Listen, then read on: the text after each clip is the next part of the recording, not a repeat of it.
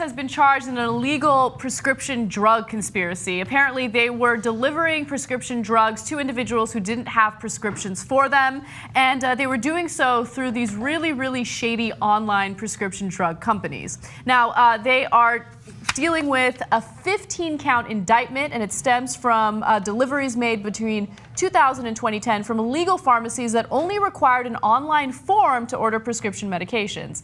According to the indictment, FedEx had knowingly been delivering the drugs even after multiple warnings from drug enforcement officials.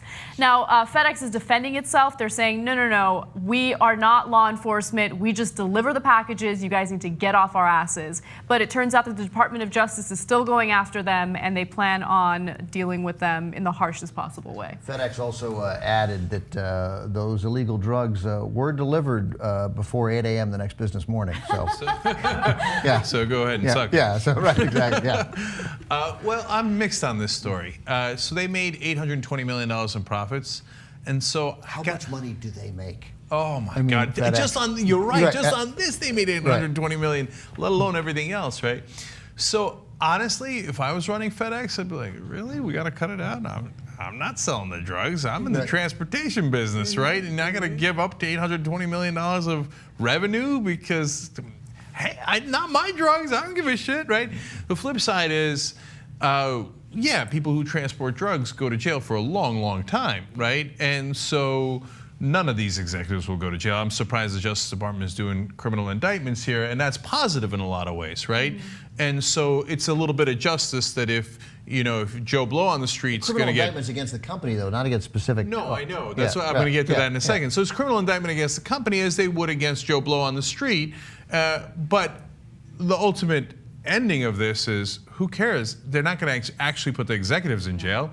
So if you do a criminal, we got FedEx. What are you going to do? Put FedEx in jail? No, it's going to be. You're going to do a fine. They're going to pay a fine, and it's actually going to be significantly less than the profits that they made through doing these transactions. So, I mean, it's a win-win for everyone, I guess. Did you say in this, did you list where they were delivering some of these drugs? Because that's my favorite part of the story. Yes.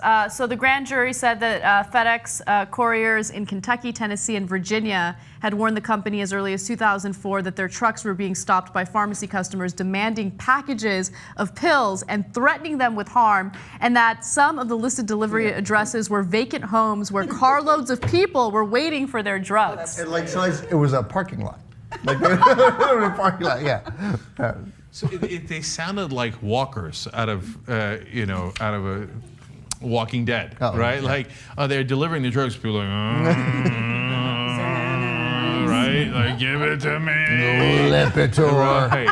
So my cholesterol is over 300. That's why I'm dragging my leg. So did FedEx know? Of course they knew. And if you're going to get really serious about the story, this goes to the special rights that corporations have. They have human rights, they have freedom of speech rights, which is insane. They now have, because of the Hobby Lobby case, religious rights, and then they have the right not to go to jail.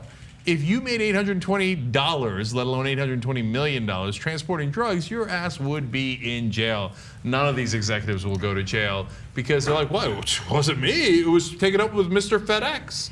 And there is no Mr. FedEx. Because you know what? Corporations aren't people. Right. What I'm actually a little amazed by is that this even became something that the DOJ wanted to investigate, because no one of power is being hurt here, right? The pharmaceutical companies aren't being hurt. They're still making their money. In fact, they're making more money because people without prescriptions are getting their hands on their drugs. FedEx is a corporation. They're making their money. They're chilling. Like, is the Department of Justice trying to protect people? That's weird. I know. And credit where credit is due. You're right. Justice Department doing a nice job of actually tracking down a scam that's going on and at least taking some action against a corporation when it appears that no other corporation wins.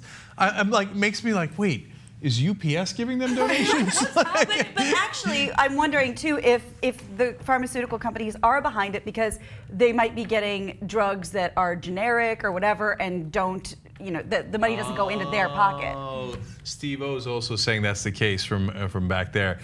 Oh, God damn it, Derek. Yeah, I'm sorry, I didn't even take a needle to that They're wound, generic medications? I mean, I always thought that was the whole point of those delivery services. I see. That's what I thought. So they get it off the internet, Yeah, so and they don't have to pay the exorbitant prices it's for not Xanax, the. it's Xenex, but it Right. does the same thing. What are you supposed to do when you absolutely positively need your Crestar overnight?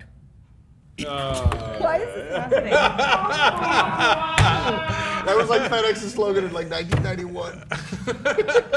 So for that other guy that knew that, It was still when they were Federal Express. Even if it's not a generic but an actual one, what the online pharmacies are doing is they're undercutting the prices. That's why people are ordering them in bulk online. So this is hurting the profits of actual pharmacies and also the pharmaceuticals who want to regulate the pricing at a very, very high rate. Remember, they don't even want our government negotiating for better rates. They certainly don't want online rogue distributors of drugs doing it. I'm taking all credit away from the Justice Department. There's no way they didn't investigate because of heavy pressure from the pharmaceutical companies. You have to understand, pharmaceutical companies, drug companies are among the top 3 donors in Washington, period, including defense contractors, oil companies, etc. FedEx is a large corporation and has some degree of power, but their level of political donations is dwarfed by the pharmaceutical companies. And this is exactly what's wrong with money in politics. Even if you're a small business, you're gonna get rolled, you're gonna get crushed. But even if you're a big business like FedEx, but you don't have the lobbying power of the pharmaceutical companies, watch your ass. Because if they decide you're in trouble, okay? wolf-pack.com. I mean, I'm serious. If you don't get money out of politics, I mean, look at the way they make decisions. It's insanity.